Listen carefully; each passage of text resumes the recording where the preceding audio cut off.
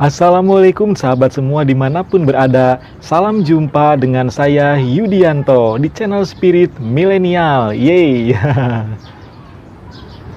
Pada kesempatan video kali ini saya akan membahas tema mengenai transformasi pahala dan dosa yang bisa berubah bentuk menjadi kebaikan dan keburukan yang kita terima dalam kehidupan. Pernahkah ketika kita sedang berada dalam kesulitan, tiba-tiba ada orang yang memberikan bantuan? Ketika sedang berbelanja di mal atau swalayan, tiba-tiba menemukan barang diskonan yang harganya lebih murah. Atau ketika kita begitu sampai di rumah, tiba-tiba turun hujan, dan kita berkata, untung sebelum hujan sudah sampai di rumah. Coba kalau tidak, pasti bisa kehujanan di tengah jalan. Nah, menurut Anda, apakah hal-hal tersebut merupakan sesuatu yang terjadi secara kebetulan? Atau ada faktor-faktor lain yang melatar belakangi terjadinya hal-hal demikian? Nah, sebelum saya lanjut, bagi Anda yang baru menemukan channel video saya ini, silahkan like jika kalian suka dan klik tombol subscribe atau bunyikan lonceng notifikasi agar tidak ketinggalan jika ada update video terbaru dari saya. Jangan kemana-mana.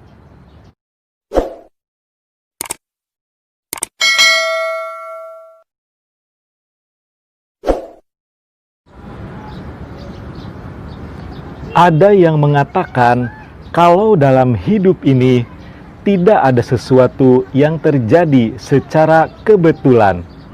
Dan saya setuju dengan perkataan seperti itu. Sebab kebaikan yang kita terima dalam hidup bisa didapat dari tabungan pahala yang pernah kita lakukan sebelumnya. Setiap perbuatan baik yang kita lakukan tidak selalu harus mendapatkan balasannya pada saat itu juga. Akan tetapi, pahala yang kita dapatkan bisa saja masuk dulu ke dalam sebuah celengan. Seperti kalau kita nabung uang, duitnya dimasukkan dulu ke dalam celengan. Nanti jika ada keperluan mendesak, maka uang tabungan itu bisa kita pakai. Nah, begitu juga dengan tabungan pahala sebagai hasil dari perbuatan baik yang pernah dilakukan. Kadang diberikan kepada kita di saat sedang dalam kondisi terdesak atau sangat dibutuhkan. Dan di saat itulah kita merasa bersyukur, senang tiada terkira. Hal ini berlaku juga untuk dosa. Setiap perbuatan dosa tidak selalu harus langsung mendapatkan balasannya pada saat itu juga. Akan tetapi bisa saja dosa itu ditabung dahulu dan diberikan kepada orang tersebut di saat dia sudah melampaui batas dan keterlaluan. Misalnya, diberikan dalam bentuk penyakit yang parah, musibah, dan berbagai bentuk kesialan lainnya. Atau kalau diberikannya di akhirat kelak, berarti hukumannya dalam bentuk siksaan di api neraka yang menyala-nyala. Ada hal-hal yang bisa mendatangkan pahala jika kita melakukannya. Itu berarti sama dengan kita menabung uang. Dan lama-lama uang itu akan bertambah banyak. Dan setelah banyak bisa dipakai untuk keperluan apa saja yang diperlukan.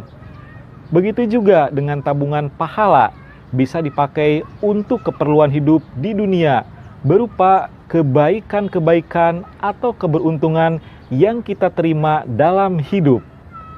Bisa juga untuk bekal di akhirat kelak, untuk mengurangi timbangan dosa agar bisa masuk ke dalam surga. Ada dua bentuk perbuatan yang bisa mendatangkan pahala. Perbuatan pertama yang bisa mendatangkan pahala adalah dengan melakukan ibadah.